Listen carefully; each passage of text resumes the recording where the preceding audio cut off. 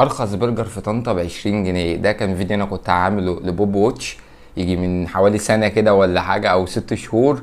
كان البرجر عنده ب20 جنيه، فرحت النهارده عشان اشوف اسعاره. فتح بسم الله ما شاء الله مطعم في الاستاد في جنب روح دمشق والمطاعم اللي هناك دي كلها. رحت ابص لقيت ان البرجر اصغر برجر عنده ب25 جنيه اللي هو الفراخ، غير 5 جنيه، واللحمه كانت ب25 زمان دلوقتي بقى ب30. يعني اسعاره لسه في متناول الجميع. جبت عنده اغلى سندوتش، مش هقول لك سعره كام، اغلى سندوتش فرايدي تشيكن عامل 73 جنيه. اغلى سندوتش في فراخ قصدي لحمه، برجر لحمه عامل 77 جنيه. اول حاجه اتنقلوا في التغليف في حته تانية. التغليف بقى حاجه كده فوق الجمال. باكت البطاطس لوحده، الحاجه متغلفه كويس، العلبه ذات نفسها تغليفها ممتاز. لا حاسس يعني دول يليقوا كده على الاستاد قوي يعني، وحاسس في فرق والاسعار ما اتغيرتش جدا. يعني ده من ارخص الاماكن اللي ممكن تاكل فيها. اول حاجه كده اقول بسم الله. العيش اول حاجه عليه شويه سمسم وباين عليه صابح جدا، يعني مليان مليان جبن وصوصات يعني جامد زي ما انتم شايفين كده. واللحمه تحتها صوصات وخس. العيش ذات نفسه طري قوي. متفائل جدا بالسندوتش ده، خصوصا ان سعره رخيص جدا. بسم الله. اديله 9.5 من 10.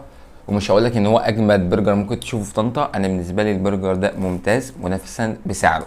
مش هقولك جوده اللحمه طبعا بالنسبه للسعر ممتازه، بس مش ده اجمد برجر ممكن تاكله في طنطا، بس بالفئه السعريه بتاعته هو اجمد برجر. بس يعني ما اقدرش احط ان هو اجمد برجر في طنطا كلها، لان في حاجات تانية اغلى منه واحسن منه، بس بالفئه السعريه دي هو ممتاز. ندخل بقى على التشيكن، وبرده كلهم غرقانين جبنه كده، والعيش تحسه لسه طالع حالا وجاي لك حاجه كده. يعني بصراحه المنظر، وثاني حاجه منظر السندوتش يفتح النفس. بسم الله.